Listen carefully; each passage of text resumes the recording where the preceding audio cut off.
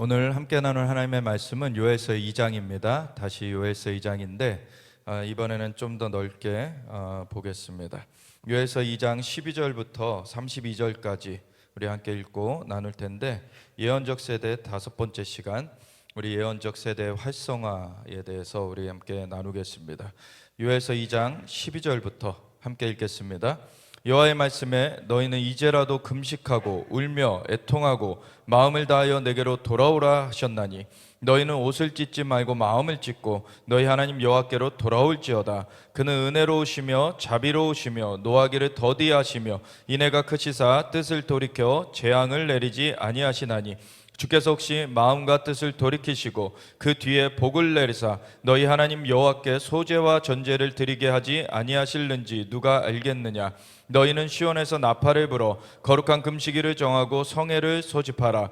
백성을 모아 그 모임을 거룩하게 하고 장로들을 모으며 어린이와 젖 먹는 자를 모으며 신랑을 그 방에서 나오게 하며 신부도 그 신방에서 나오게 하고, 여호와를 섬기는 제사장들은 낭실과 제단 사이에서 울며 이르기를, 여호와여 주의 백성을 불쌍히 여기소서. 주의 기업을 욕되게 하여 나라들로 그들을 관할하지 못하게 하옵소서. 어찌하여 이방인으로 그들의 하나님이 어디 있느냐 말하게 하겠나이까 할지어다. 그때 여호와께서 자기의 땅을 극진히 사랑하시어 그의 백성을 불쌍히 여기실 것이라.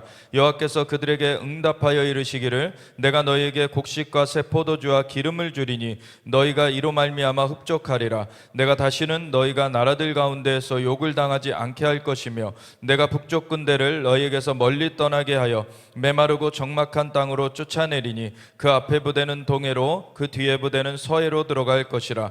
상한 냄새가 일어나고 악취가 오르리니 이는 큰 일을 행하였음이니라 하시리라.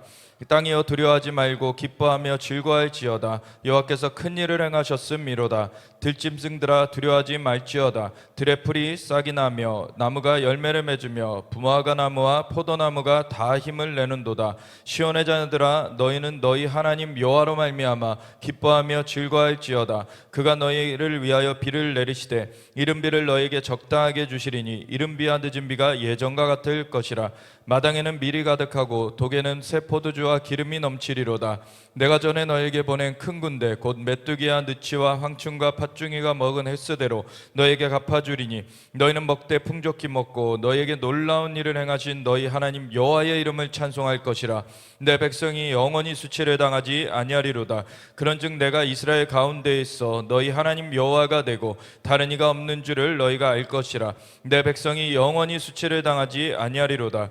그 후에 내가 내 영을 만민에게 부어주리니 너희 자녀들이 장래일을 말할 것이며 너희 늙은이는 꿈을 꾸며 너희 젊은이는 이상을 볼 것이며, 그때 내가 또 내 영을 남종과 여종에게 부어줄 것이며 내가 이적을 하늘과 땅에 베풀리니 곧 비와 불과 연기 기둥이라. 여호와의 크고 두려운 날이 이르기 전에 해가 어두워지고 달이 핏빛같이 변하려니와 누구든지 여호와의 이름을 부르는 자는 구원을 얻으리니 이는 나 여호와의 말대로 시온산과 예루살렘에서 피할 자가 있을 것이며 남은 자 중에 나 여호와의 부름을 받을 자가 있을 것임이니라. 아멘. 하나님, 오늘도 주님의 말씀 앞에 섰습니다.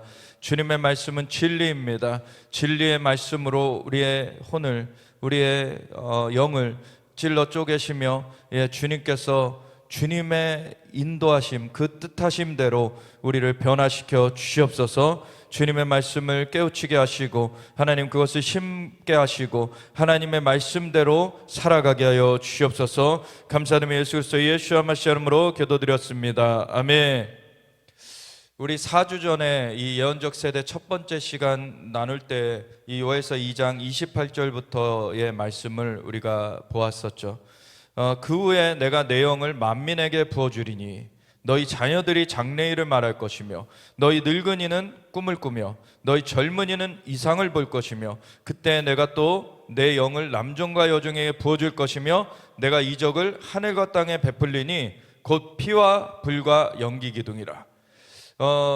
이러한 엄청난 역사, 자녀들이 예언할 것이고 청년들은 환상을 볼 것이고 아비들은 꿈을 꾸게 되고, 그리고 남종과 여종에게 또 강력한 기름이 성령의 역사가 부어질 것이고, 그리고 이적이 하늘과 땅에 베풀어지며 피와 불과 연기 기둥에 사인이 있어지는 그러한 일이 있겠다라고 하셨는데, 그 앞에 첫 단어가 그 후에예요. 그 후에.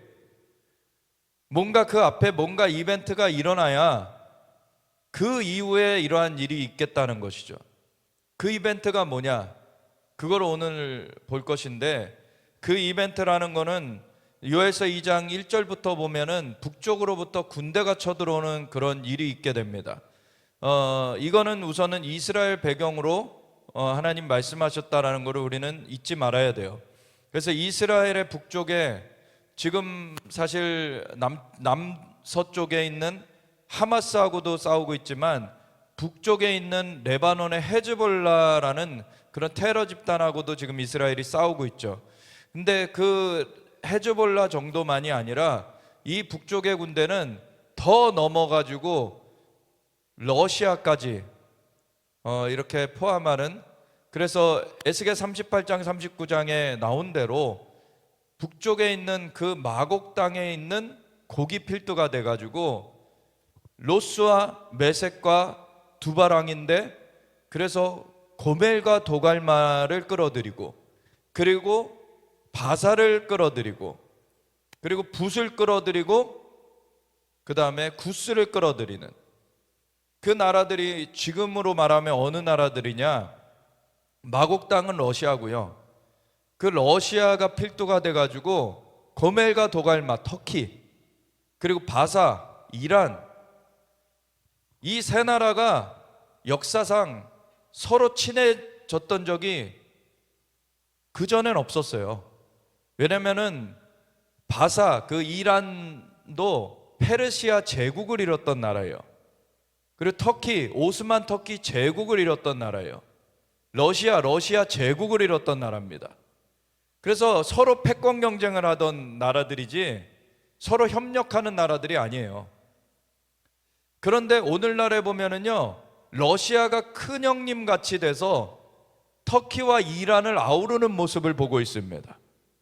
사실 터키하고 이란 사이에도 같은 이슬람 국가라고 하지만, 이슬람 진영이라고 하지만 서로 반목하는 것이, 이란은 시아파예요. 그리고 터키는 수니파입니다. 그래서 파가 달라서 1400년대부터 계속 싸워왔던 것이, 1400년 동안 싸워왔던 것이 이 계파 분쟁이에요. 사실 이슬람의. 오늘날에도 사우디아라비아가 수니파의 종주국이고, 그 이란 같은 경우에는 시아파의 맹주인데, 이 사우디아라비아와 이란이 굉장히 각을 세우고 있죠. 이러한 것이 현대에 있어진 일은 아닙니다. 오래된 얘기예요. 왜냐면 언제부터냐면 AD 600년대에 그 이슬람이 생겨났잖아요. 마호메트가 360개의 그 부족들, 그 아라비아 반도의 360개의 부족들을 다 정벌하고서는 자기네 달신을 갖다가 다 섬겨라 라고 한 것이 이슬람이에요. 그래서 초승달 모양이 그들의 상징이죠. 그게 마호메트가 섬기던 부족신, 그거를 전체를 섬기게 한 것이 이슬람입니다. 그때 그 마호메트가 계시를, 천사의 방문을 받고 계시를 받았다. 처음에는 천사의 이름을 얘기를 안 했어요. 천사도 아니죠, 사실은. 근데 그 존재의 이름을 얘기를 안 했는데 나중에 뭐라고 덧붙였냐면 가브리엘이라고 덧붙였어요. 근데 그게 가브리엘이 아니죠. 마귀의 방문을 받은 거예요. 그래서 코란을 쓰죠. 그리고서는 이슬람으로 이렇게 규합을 해요. 그런데 이 마호메트가 죽게 되죠. 마호메트도 인간이니까 죽게 돼요. 그 다음에 계승자를 누구로 할 거냐, 그 문제로 갈라진 것이, 물론 바로 다음에는 사촌인 알리라는 인물이 있어가지고 그 자가 이어받는 게 당연시 됐고, 그 자가 이어받았어요. 근데 알리 다음에는 누가 될지가 없는 거예요. 그러니까 알리 다음에 선출을 해야 된다, 그렇게 얘기를 했던 게 수니파고, 알리처럼 혈육이어야 된다, 마호메트의 혈육 중에서 지도자가 세워져야 된다라고 했던 것이 시아파예요. 그런데 한 사건이 일어나게 되는데 이 알리가 이렇게 살해당하게 돼요. 그러니까 이걸 가지고 계파 분쟁이 강력하게 이제 시작되게 됩니다. 시아파에서는 알리를 순위파가 죽였다라고 하는 거죠. 왜냐하면 그냥 선출을 하는 그런 시스템을 만들려고. 근데 순위파는 우리가 안 했다 그러면서 싸우는 거예요. 그렇게 싸워온 것이 1400년 동안 1300년이 넘게 싸워온 거예요.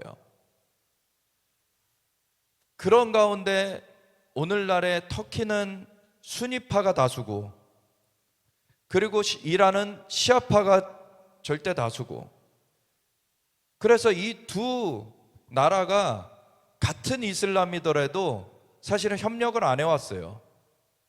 그런데 갑자기 러시아가 중간에 끼면서 러시아가 이란을 사실 IS 사태, 이슬람 국가를 만든다 해가지고서는 이라크에서 일어나가지고 시리아까지 펼쳐지고, 이 이라크 시리아에 걸쳐서 엄청나게 세력이 확장됐다가 나중에 국제연합국의 군에 의해서 이제 이렇게 격퇴된 그 이슬람 국가를 세우겠다 한 IS, 원래는 처음에는 아이시스라 그랬어요.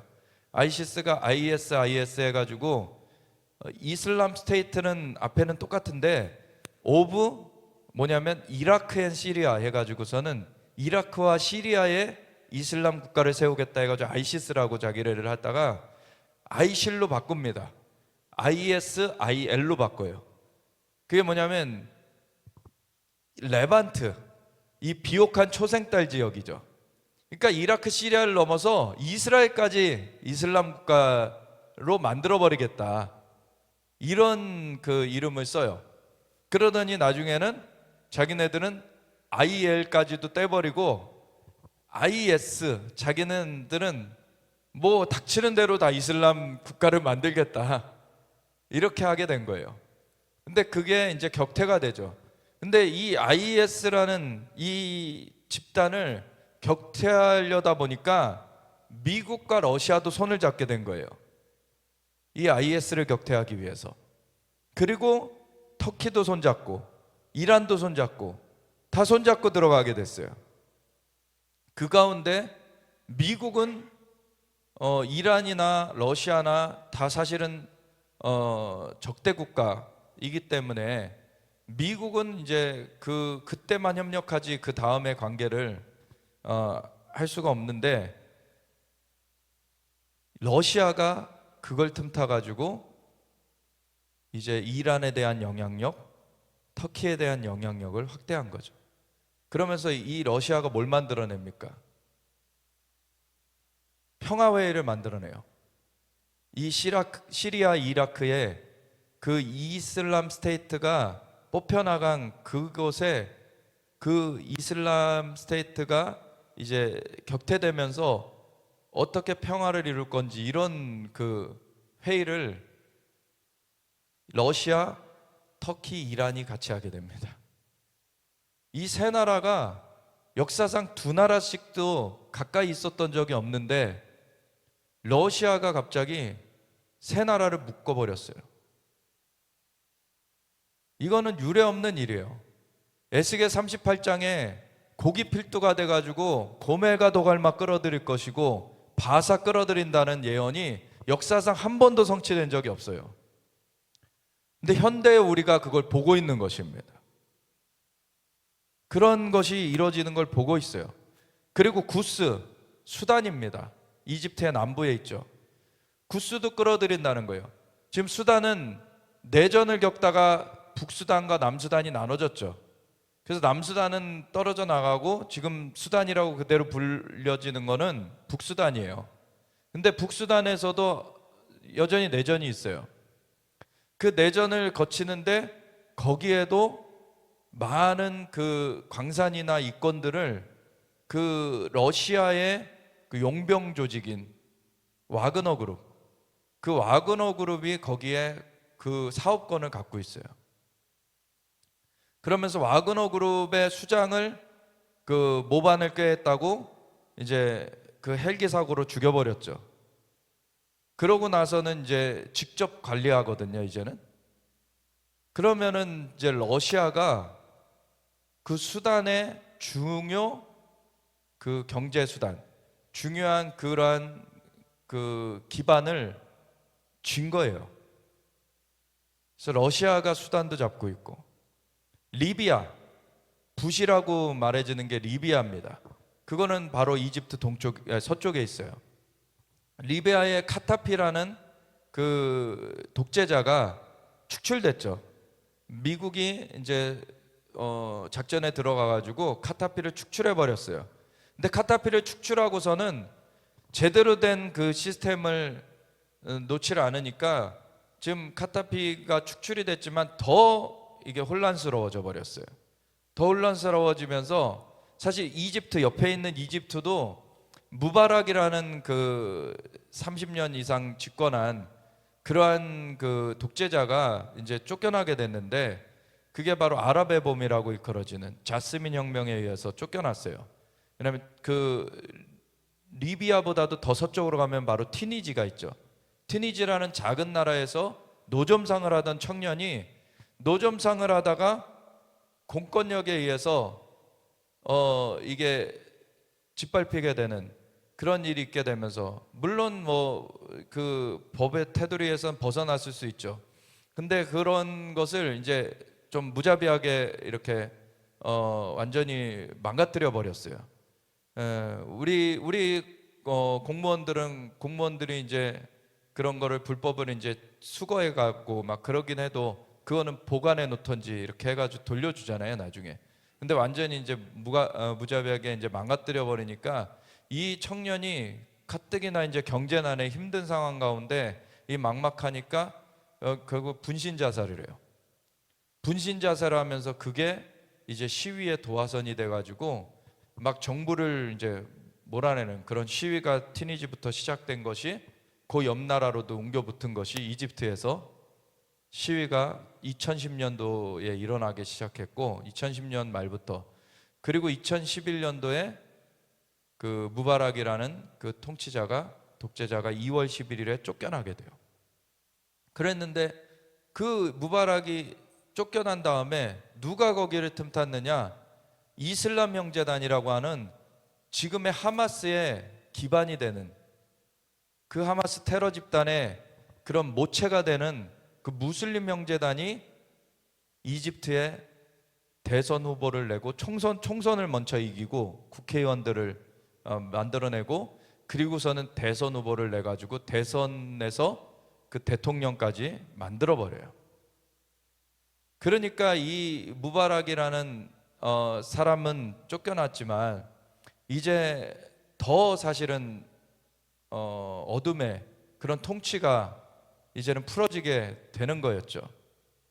근데 이 사람이 무르시라는 이 무슬림 형제단이 세운 그 대통령이 자신이 6개월 동안에는 정체를 잘 안 드러냈어요. 근데 6개월이 지나니까 이제 어느 정도 파악됐다 생각했는지 그때부터 이슬람 강경책을 막 헌법을 막 바꾸려고 하는 그러한 시도를 하기 시작했습니다. 그러면서 이 이집트에서 이거에 대한 그 경각심이 막 일어난 거예요, 사람들이. 그래서 다시 시위가 일어나요. 다시 시위가 일어나가지고 이 무르시는 물러가라라고 했는데 계속 이집트는 군부가 굉장히 강한데 군부에서 움직여 달라고 계속 신호를 보내는데도 군부에서 안 움직였어요. 그때 당시 2014년 그때 시위를 했는데 2014년 그때 이스라엘에서 있을 때 그 링라이링스 목사님, 그 예루살렘 스카탈렐의 대표 되시는 링라이링스 목사님이 기도하시다가 어느 날 이집트 그 사태를 기도하시는데 이집트 군부 안에 요셉이 있다고 하신다. 그래서 그를 위해 기도하라고 하신다. 그러면서 같이 기도했었던 적이 있는데, 그러고 나서 군부가 움직이기 시작했어요. 그 다음에 그러더니 그 군부의 수장이었던 에시시라는 지금의 대통령이 되어 있죠. 그 인물이 군부 실세권자였는데 그분이 움직이더니 그 무르시를 잡아들이고서는 다시 선거를 치러가지고 자기는 군복을 벗고 대통령 후보가 돼가지고 대통령이 된 거죠. 그 LCC가 된 이후로 이집트가 이스라엘과 관계를 좋게 하고 있습니다. 그래서 그 2014년도에도 가자전이 있었어요. 근데 이집트가 그 전까지만 해도 이스라엘을 비난하면서 이스라엘을 적대시해 왔었는데 이 LCC 대통령이 되고 나서는 이스라엘과 함께 가자 지구를 봉쇄를 했어요. 이 하마스를 봉쇄를 한 거죠. 그래서 그러한 가운데 이 이집트는 정리가 됐어요, 좀. 근데 그 옆에 있는 리비아라는 나라는 정리가 되지 못한 채로 왔고, 작년에는 올해 초인가요? 엄청난 홍수가 휩쓸어 가지고 그런 또 난리가 있었죠. 계속 그런 좀 어둠의 그런 일들이 풀어지는, 그래서 합당한 그 통치자들이 그곳에 서지 않으면은 그 어둠의 세력들이 그곳을 장악하고서 유린하는 거예요. 우리나라 5,000년 역사 가운데 1,000번이 넘게 침략을 당했는데 현대에 와서 75년간 지금 침략이 없습니다. 그런 이승만 초대 대통령을 통해서 하나님이 놓으신 그 기반 때문에 그래요. 하나님 앞에 기도를 올려드리며 이 나라를 정말 하나님 손에 붙들리게 했고, 그리고 한미 상호 방위협정을 맺어가지고 이 나라를 든든하게 세워놨죠. 그러니까 우리나라가 정말 5,000년 역사 가운데 1,000번이 넘게 5년에 한 번씩은 침략을 받았던 나라가 75년이 되도록 침략이 없는 나라가 됐어요. 이게 합당한 하나님의 그러한 그 말씀을 받는 자, 하나님 앞에 그 주님의 음성을 듣고 주님의 길을 따르는 자가 세워지면 그러한 축복이 일어나는 것입니다. 그런데 이 리비아나 이런 나라들은 그런 게 없는 거예요. 지금 수단이나 이런 나라들, 러시아, 그리고 터키, 이란 이런 나라들. 그러니까 거기에서도 복음의 역사는 여전히 있지만 그 국가적인 시스템은 어둠의 체제로서 계속 지금 가고 있는 것입니다. 그리고 에스겔 38장 39장에 예언된 대로 지금 그 구도가 만들어지고 있어요. 이게 역사상 없었던 일이라는 거예요. 근데 그 구도가 만들어지면서 지금 이 시대가 그 시대로 가고 있다는 걸 알려주는데, 그거에 앞서서 하마스가 먼저 지금 이스라엘 향해 공격을 퍼부으면서 1200명을 죽이고 200명이 넘게 인질을 잡아가면서 잔악한 일을 했는데, 그것에 대해서 이 러시아나 또 더 넘어서 이쪽에 중국까지도 하마스 쪽의 편을 들고 있는 거죠. 그런 악의 진영이 분명히 드러나고 있어요. 그런 가운데 이 하마스가 공격한 걸로 말미암아 이제 이스라엘이 토벌 작전에 들어갔는데, 그전에도 공격을 받아서 맞대응을 했었지만 사실 어느 정도 선에서 멈췄어요. 근데 이번에는 절대 멈출 수가 없는 그 수준인 거죠. 왜냐하면 1200명이 넘게 죽여버리고, 그것도 가자지구에서 검문소 통해서 일하러 그 가자지구에 가까운 그 키부츠 집단 농장에 그 사람들이 정말 호의를 베풀어 가지고 저들한테도 일거리를 주자, 그래가지고 이 일거리를 주고 그렇게 넘어오게 했던 사람들이, 그 사람들이 나중에 그 하마스가 공격하는 데에 있어서 어디에 뭐가 있고 그걸 다 가르쳐 줬어요. 어디에 무기가 있고 어디에 보안 요원이 있고. 호의를 베풀었더니 칼을 찍어버리는 거죠. 그러니까 하마스가 거기에 그대로 존재하는 한은 절대 평화를 이룰 수가 없는 거예요. 그러니까 팔레스타인하고 싸우는 게 아닙니다. 하마스, 거기서 한 1% 그렇게 몇만 명, 1%는 넘겠네요. 한 10% 그러한 사람들이 나머지 90%의 그 고륙을 짜면서 그렇게 이스라엘까지도 위협하고 있는 그러한 상황이기 때문에 우리는 북한을 맞대고 있는 상황이 똑같죠. 북한이 그 상위 그 1% 심하죠. 사실 그 1% 세력들이 나머지 99%를 옥죄고 있는 그러한 체제잖아요. 그러니까 우리는 북한을 깨트려야 돼요. 북한 정권이 무너지도록 해야 되고 북한 주민들이 자유를 얻게 해야 되는 것입니다. 그게 하나님 손에 있는데 그래서 기도해야 된다는 거죠. 이스라엘이 하마스한테 그렇게 잔악한 테러를 당했는데 그 테러를 당할 때 로켓이 수천 발이 날아왔고 그리고 그 장벽을 그 펜스를 뚫으면서 그렇게 불도저로 밀고서 들어왔고 땅굴로 들어왔고 그런데 그 미사일 로켓을 쏜 것 중에 북한제도 거기 나타난 거죠. 북한에서 그 테러 훈련도 시켰다 그러고 우리는 사실 이 대한민국에 살면서 이스라엘을 향하여서 지금 잘못하고 있다라고 하는 그런 사람들은 북한하고의 그런 커넥션을 의심해 봐야 돼요, 사실. 이스라엘은 지금 합당한 대응을 하고 있습니다.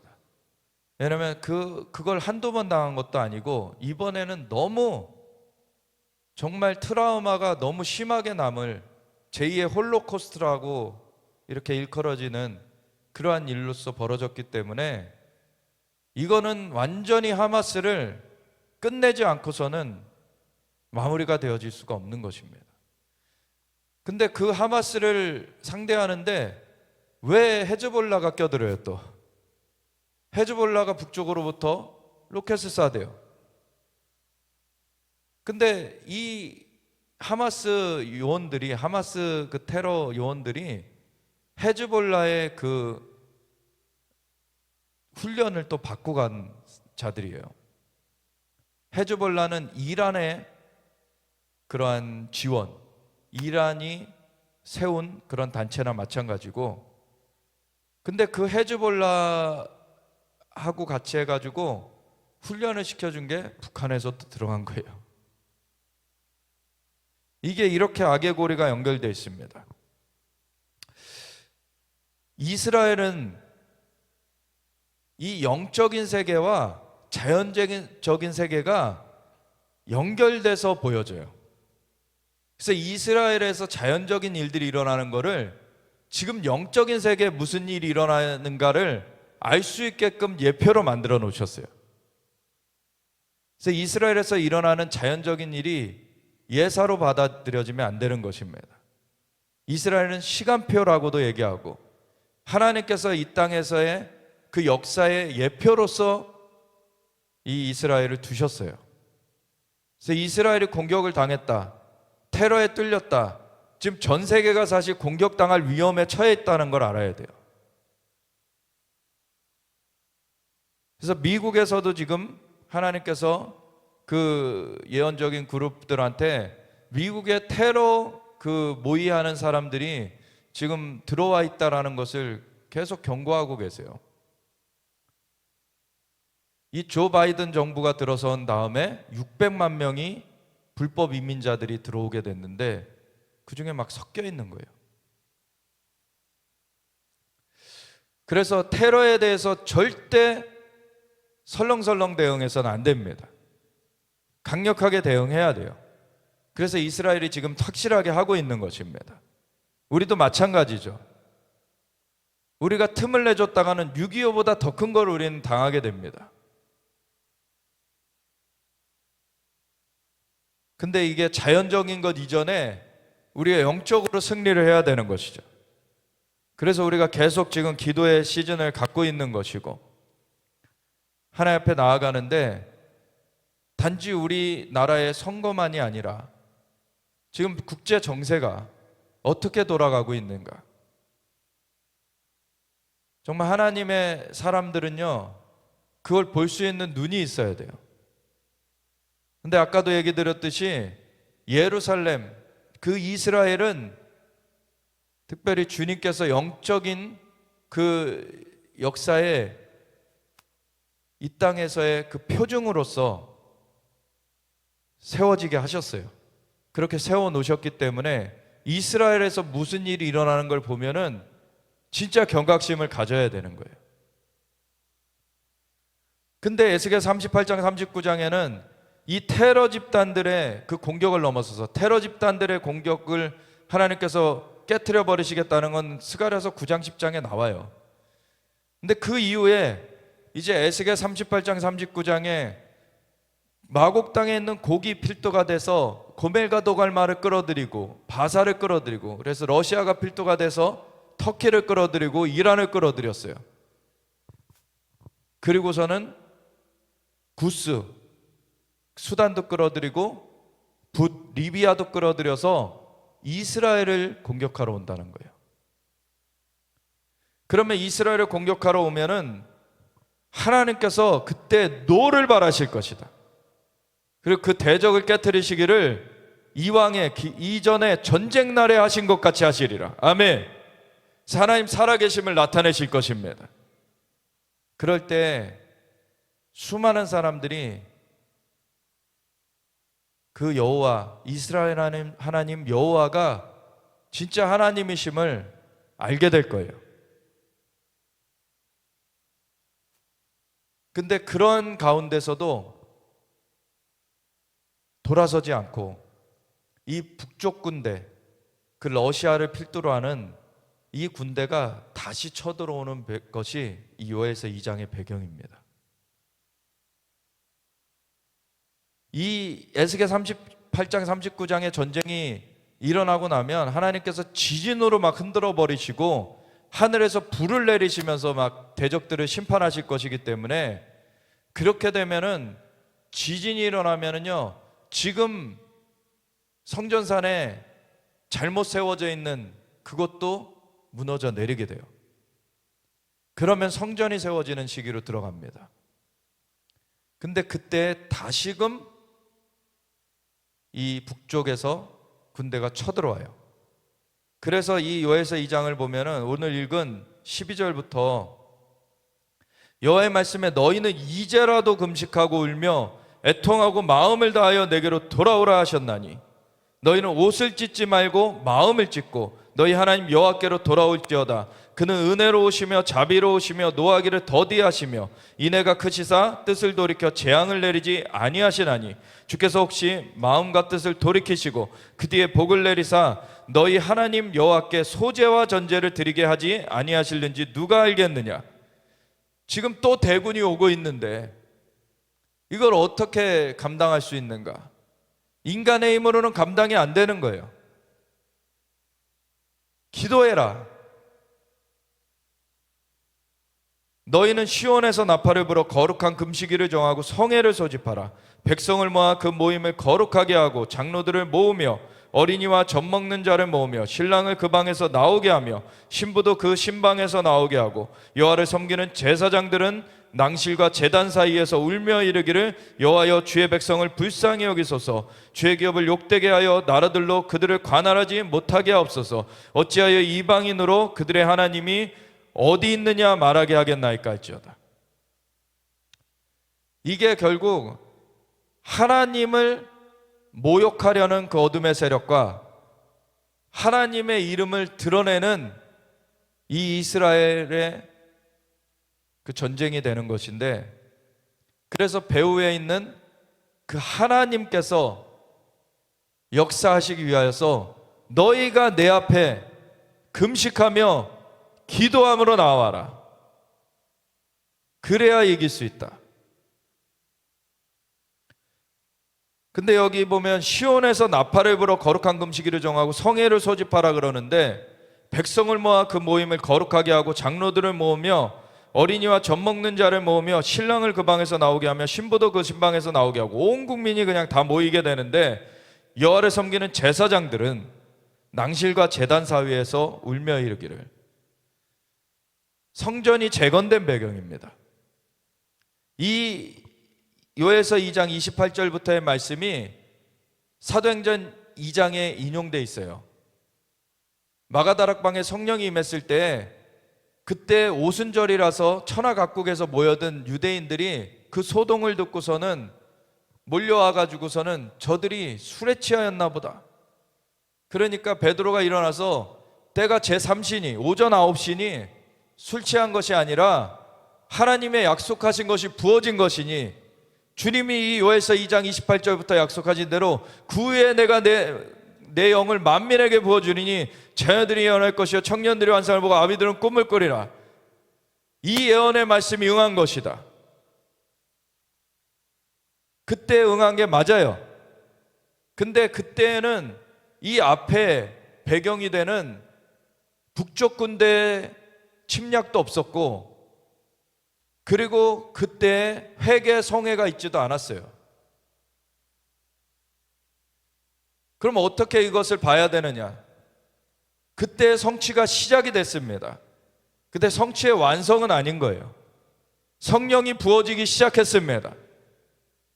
근데 이것이 완성될 날은 북쪽 군대가 쳐들어오는 배경 가운데 이스라엘에서 거룩한 금식일을 정하고 성회로 모이게 될 때 이 일이 완성되게 될 것입니다. 그러면은 그때 여호와께서 자기의 땅을 극진히 사랑하시어 그의 백성을 불쌍히 여기실 것이라. 여호와께서 그들에게 응답하여 이르시기를 내가 너희에게 곡식과 새 포도주와 기름을 주리니 너희가 이로 말미암아 흡족하리라. 내가 다시는 너희가 나라들 가운데에서 욕을 당하지 않게 할 것이며 다시는 침탈되지 않게 하겠다. 이 마지막 때의 예언입니다.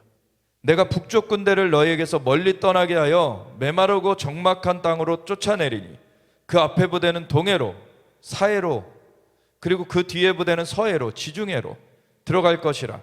상한 냄새가 일어나고 악취가 오르리니 이는 큰 일을 행하였음이니라 하시리라. 아멘. 다시금 그 쳐들어온 군대를 하나님께서 깨트려 버리세요. 앞에 에스겔 38장 39장의 전쟁은 하나님께서 진노를 바라시면서 깨트려 주셨는데, 근데 이 뒤에 오는 이것을 통해서 그 전에 이제 에스겔 38, 39장의 그 결론이 뭐냐면 그 이로 말미암아 내가 너희 하나님 여호와인 줄 알게 할 것이다. 이스라엘이 그래서 하나님께 이제 돌아오게 되고 성전을 재건하게 되는데, 또 북방에서 군대가 쳐들어올 때 이제 거기서 더 나아가서 금식 성회를 열어라. 거룩한 성회를 열고 금식일을 선포하라. 모든 국민이 이제는 나와라. 그리고 제사장들이 낭실과 제단 사이에 울며 이르기를 여호와여 주의 기업으로 이방인에게 밟히게 하실 것입니까? 주님 앞에 부르짖을 때 하나님이 이 군대를 깨트려 버리시겠다. 이걸 통해서 아까 우리가 본 대로 성령이 완전히 가득 부어지는 그 일을 이루시길 원하시는 거예요. 그러면은 이 마지막 때에 두 증인도 그 중에 일어나게 되는 것이고, 이스라엘에서 일어나는 겁니다. 두 증인은. 근데 두 증인과 함께 두 그룹의 사역이 있을 거예요. 모세 그룹의 사역, 엘리야 그룹의 사역. 그래서 온 열방에서도 같이 그 일들을 수행될 것입니다. 대표는 그 두 증인, 말 그대로 두 선지자가 있을 것인데, 열방이 그러면은 소외되는 게 아니라 같이 함께 나아가게 돼요. 그래서 땅이여 두려워하지 말고 기뻐하며 즐거워할지어다. 여호와께서 큰 일을 행하셨음이로다. 들짐승들아 두려워하지 말지어다. 들의 풀이 싹이 나며 나무가 열매를 맺으며 무화과 나무와 포도나무가 다 힘을 내는도다. 이거는 자연적인 그림이면서 이 자연적인 그림을 영적으로 연결하는 것이, 무화과나무는 이스라엘의 상징이에요. 포도나무는요, 열방, 이방 나라들의 상징이에요. 물론 포도나무를 이스라엘에 사용하실 때도 있습니다. 근데 이스라엘을 상징할 때 나무로서는 사실 무화과나무가 대표예요. 그리고 열방은 포도나무. 그런 무화과나무와 포도나무가 다 힘을 내는도다. 그래서 이스라엘만의 승리가 아니라 이건 온 열방의 하나님의 승리인 것입니다. 근데 제사장 나라로 받은 그 나라가 이스라엘이기 때문에 이스라엘에 무슨 일이 일어나느냐가 열방에 무슨 일이 일어나느냐가 되는 거예요. 시온의 자녀들아, 시온이란 단어는 하나님의 통치 본부, 그래서 삼층천, 하나님의 보좌가 있는 곳을 시온이라고도 하고, 이 땅에서는 예루살렘을 시온이라고 하죠. 그리고 시편에는 마음에 시온의 대로가 있는 자는 복이 있다 그래요. 마음에 주님의 통치의 보좌가 있는 사람이 복이 있다는 거예요. 주님의 통치에 순종하는 자. 그래서 시온의 자녀들은 그 주님의 통치를, 주님의 지위를 따르는 자들을 말하는 거예요. 시온의 자녀들아, 너희는 너희 하나님 여호와로 말미암아 기뻐하며 즐거워할지어다. 첫 번째 자연적으로는 이스라엘 백성들이고, 온 열방에서 주님의 인도하심을, 지위를 따르는 자들이 시온의 자녀들이고, 그가 너희를 위하여 비를 내리시되 이른 비를 너희에게 적당하게 주시리니 이른 비와 늦은 비가 예전과 같을 것이라. 이게 사도행전 2장에서 인용한 부분과 또 다른 부분입니다. 왜냐하면 인용한 부분과 다른 것은 아니고 그때의 상황과. 이스라엘은요, 우리 대한민국은 여름이 우기라서 봄비를 이른비라 그러고 가을비를 늦은비라 그러지만, 이스라엘은 겨울이 우기예요. 그러면 가을비가 이른비고 봄비가 늦은비입니다. 오순절이 가을절기입니까, 봄절기입니까? 봄에 있어요. 보통 5월 이때 있어요. 6월절, 무교절, 초실절, 이게 다 한 주에 있고, 그럼 6월절부터 이제 무교절이 이어져서 한 주를 지내게 되는데, 그 한 주 중간에 있는 안식일, 그러니까 토요일에 그 다음 날, 안식일 다음 날이면 주일이죠. 그러니까 한 주 안에 주일은 한 번은 오잖아요. 모든 요일이 한 번씩 다 있잖아요. 그러니까 주일, 그 중간에 있는 주일이 바로 초실절이거든요. 근데 초실절에는 무슨 사건이 있었습니까? 예수님께서 부활하셨어요. 부활의 첫 열매로 일어나셨습니다. 그래서 이 절기들은 다 예수님으로 완성되는 거예요. 6월절 어린 양으로 돌아가시고, 무교절 무덤 가운데 묻히셨다가 초실절 부활의 첫 열매로 일어나셨어요. 그리고 승천하신 예수님은 오순절 성령을 부어주셨습니다. 그 오순절이 봄절기예요. 그러면 이른 비입니까, 늦은 비입니까? 늦은 비예요. 근데 여기는 보면은 이른 비를 너희에게 적당하게 주시리니 이른 비와 늦은 비가 예전과 같을 것이라. 그러니까 이미 늦은 비가 있는 상태에서 이른 비를 또 주시겠다는 거예요. 그러면은 이 성령의 역사가 갑절이 될 거라는 것이죠. 갑절만이 아닙니다. 7배가 될 것입니다. 성령의 역사가 이 마지막 때에는 더 강력하게 나타날 거예요. 왜냐하면 마지막 결전을 치러내야 되기 때문에. 우리가 싸움을 시작한 세대보다 마지막 결전을 치러내야 되는 세대가 더 강력하게 기름 부음 받는다는 걸 알아야 됩니다. 그래서 늦은 비가 부어진 가운데 2000년을 왔어요. 이제는 이른 비도 주시겠다. 가을비를 주시겠다는 거예요. 가을비는 뭡니까? 그 가을절기들이 나팔절, 속죄일, 초막절이에요. 이 주님의 재림을 준비하는 기름 부음을 부어주시겠다는 거예요. 나팔절은 이제 주님 다시 오심을 준비하라는 나팔이 불려지는 거예요. 이방인의 충만한 수가 차가는 것입니다. 그리고 이스라엘 때가 다시 풀어지는 거예요. 그리고 속죄일은 온 이스라엘이 구원을 얻으리라. 이스라엘이 나라적으로 집단적으로 회심하게 되는 스가랴서 12장 13장, 그때 내가 은총과 강구하는 심령을 부어주리니 그들이 그 찌른 바 된 그를 바라보고 장자를 위하여 애통하듯 하리로다. 그들이 예수님이 메시아신 것을 알게 되는 거예요. 그때는 또 적그리스도의 핍박이 있는 그런 배경이 또 있게 되죠. 근데 이들은 표를 받지 않고 있다가 주님 앞에 눈이 열려져 가지고 주님께 돌아가게 되는 것입니다. 그게 속죄일의 성취예요. 그러고 나면 예수님께서 모든 대적을 밟으시면서 임하시는, 그래서 이 땅 가운데 거하시는 것이 초막절의 성취입니다. 우리 예수님으로만 이 절기들이 완성되는 거예요.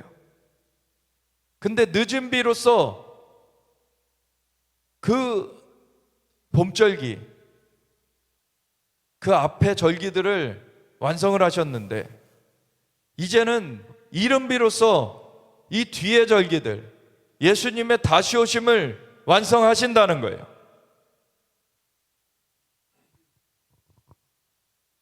그래서 시온의 자녀들아, 너희는 너희 하나님 여호와로 말미암아 기뻐하며 즐거워할지어다. 이런 그 대적이 일어나는 걸 볼 때 우리는 이 때가 가까이 왔음을 알아야 되는 거예요. 그가 너희를 위하여 비를 내리시되 이른 비를 너희에게 적당하게 주시리니, 이른 비가 우리에게 적합하게, 아주 우리에게 이 때를 감당하기에 알맞게 주시는 거예요. 이른 비와 늦은 비가 예전과 같을 것이라. 엄청난 그 비의 역사, 그거는 이스라엘 땅의 자연적인 사인으로도 나타나게 될 것입니다. 그리고 나중에 스가랴서 14장에 보면 예수님의 다시 오심을 얘기해요. 그게 스가랴서의 마지막 장인데 14장 4절에 보면 그날에 그의 발이 예루살렘 동편 감람산에 서실 것이요, 감람산은 그 한가운데가 갈라져 산 절반은 북으로 절반은 남으로 옮겨지며 그곳에서 물이 솟아나서 동해로 오르고 서해로 오르는데 동해를 소생시키리라. 사해, 이름이 원래는 원어적으로는 염해인데 소금 바다라는 거죠. 근데 우리는 데드시, 사해라고 부르잖아요. 왜냐하면 물고기가 살지 못해요. 너무 염분이 높아서. 근데 광물은 풍부해요.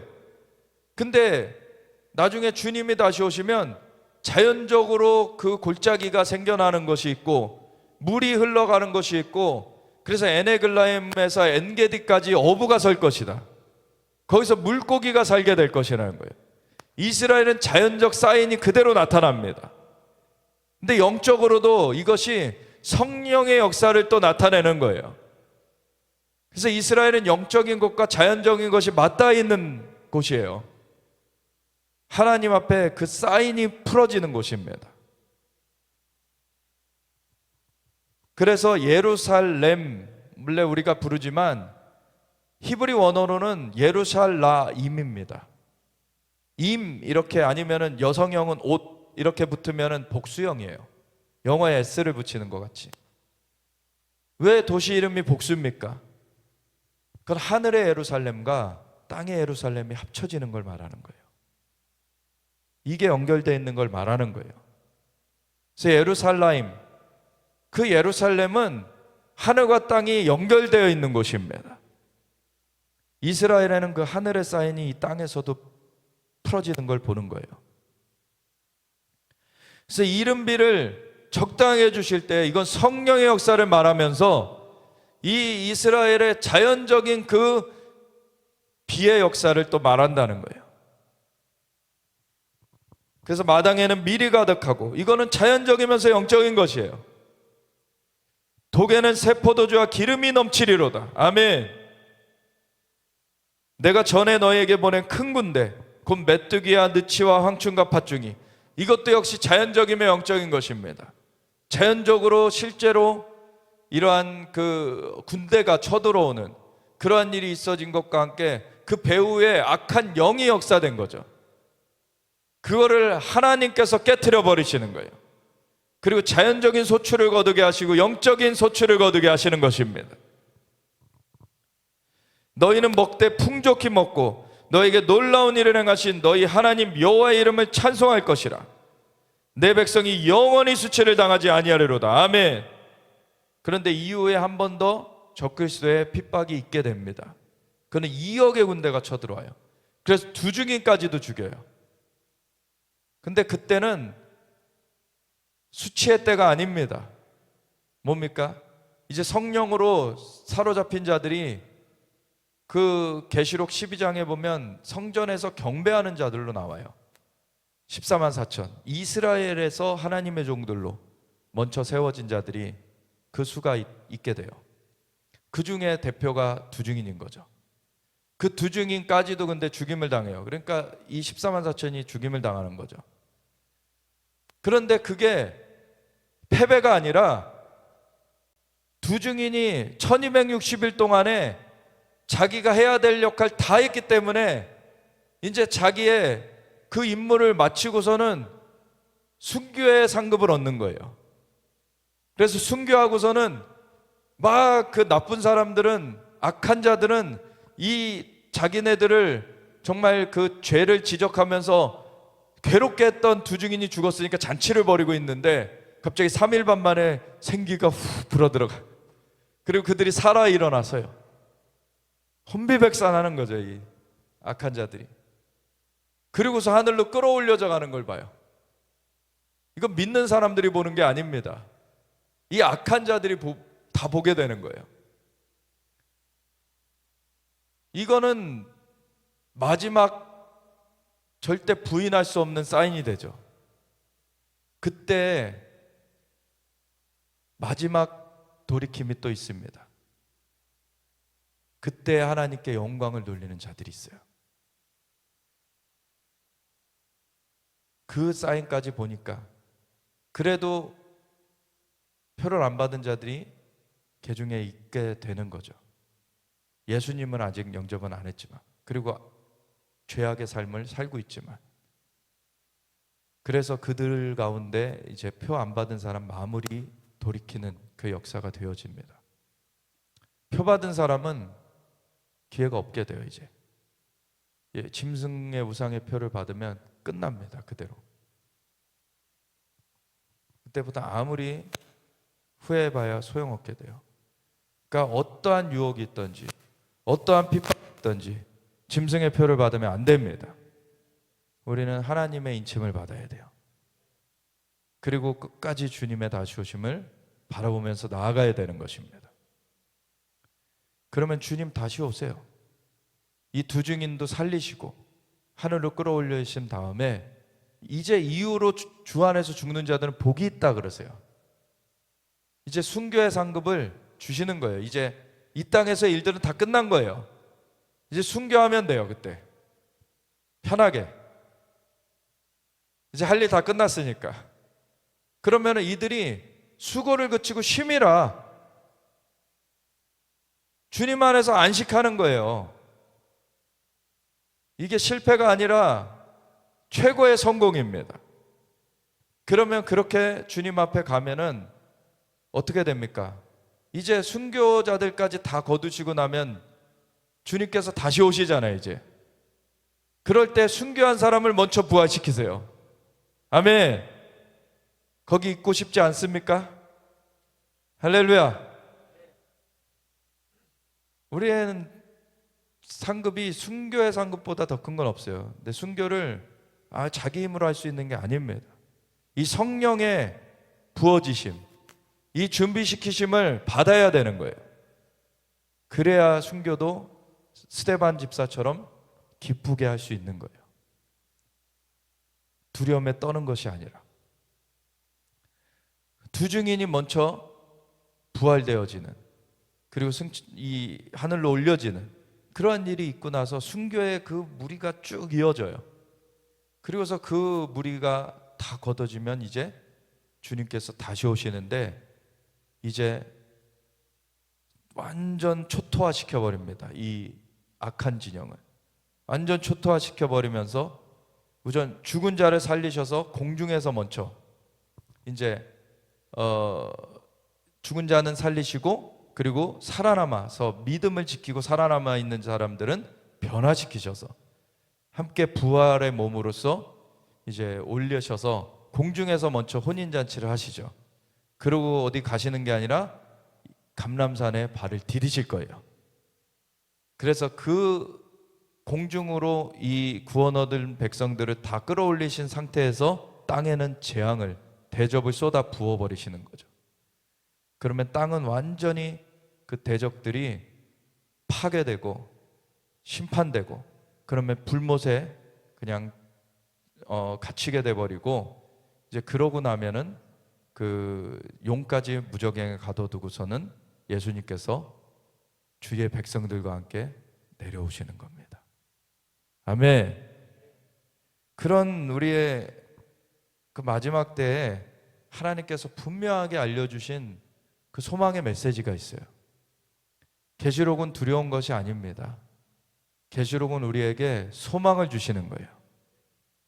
하나님께서 어떻게 이걸 이기게 하실 것인지, 어떻게 하나님의 승리를 이루시는지, 그 역사를 나타내는 것입니다.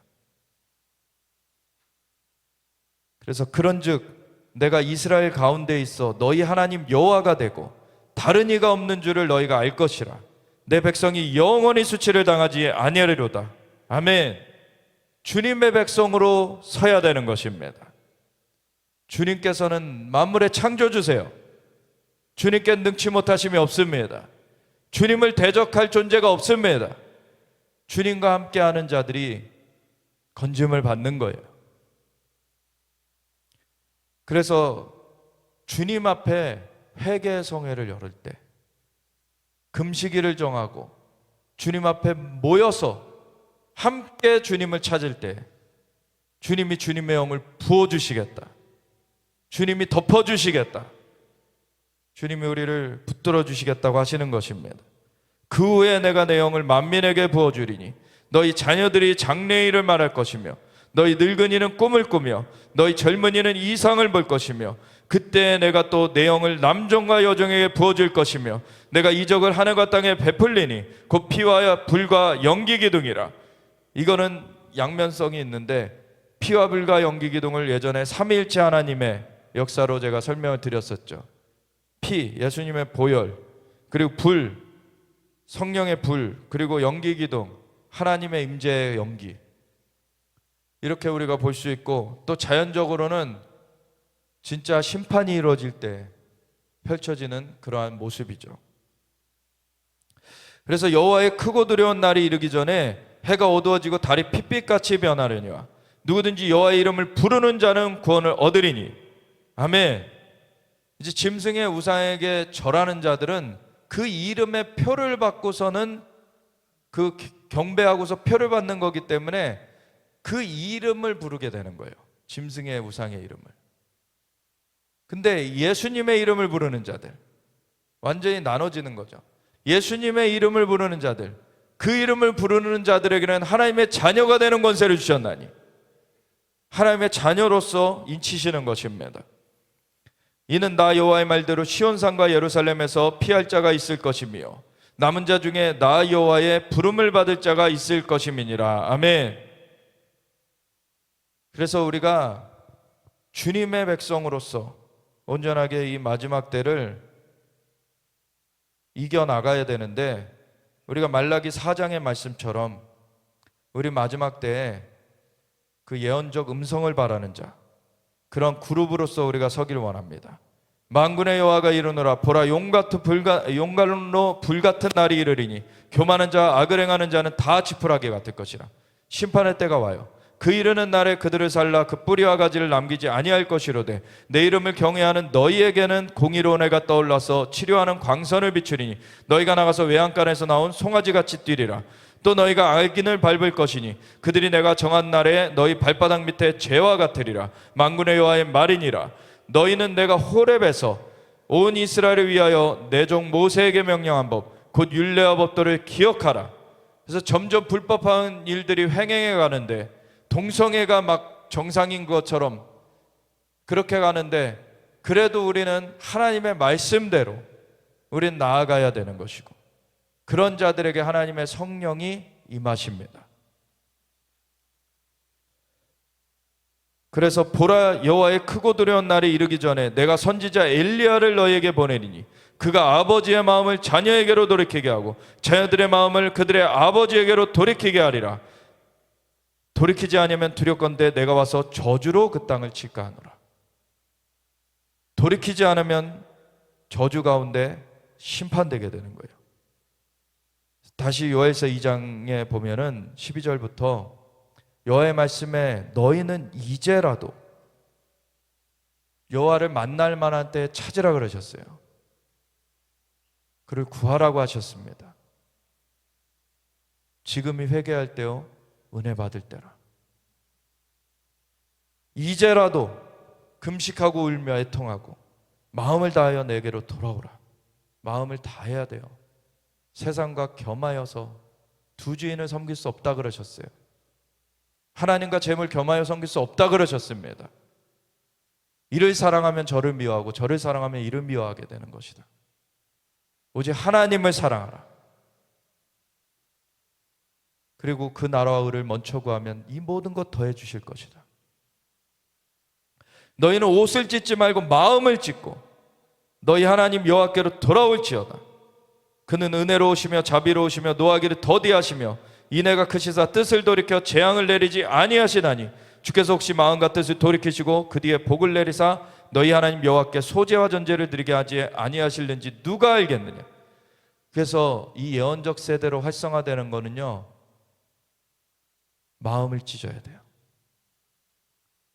마음이 찢어져야 돼요. 사실 스스로 잘 안 됩니다. 그래서 위기가 오는 거예요. 근데 그 위기 가운데 마음을 찢고 하나님 앞에 나가게 될 때 그곳이 향유옥합을 하나님 앞에 드린 것처럼 하나님 앞에 드려지면서 하나님의 그 기름 부음이, 성령의 역사가 부어지는 것입니다. 그래서 계시록 4장에 이리로 올라오라. 사도 요한은 이 예언적 세대의 대표 주자죠. 이리로 올라오라. 금성을 듣고 성령에 감동되어서 끌어올려집니다. 우리가 하늘과 막힘없이 소통되게 되는 거예요. 우리의 마음이 찢어져야 돼요. 우리의 마음이 주님 앞에 열려져야 됩니다. 하나님, 우리의 마음을 주님의 마음으로 변화시켜 주시옵소서. 우리의 마음이 찢어지고 주님의 마음이 임하게 하여 주시옵소서. 우리를 주님의 길로 인도하여 달라고, 우리의 마음을 주님의 그 역사하심으로 바꿔달라고 우리가 주님 앞에 기도하며 나아가겠습니다. 주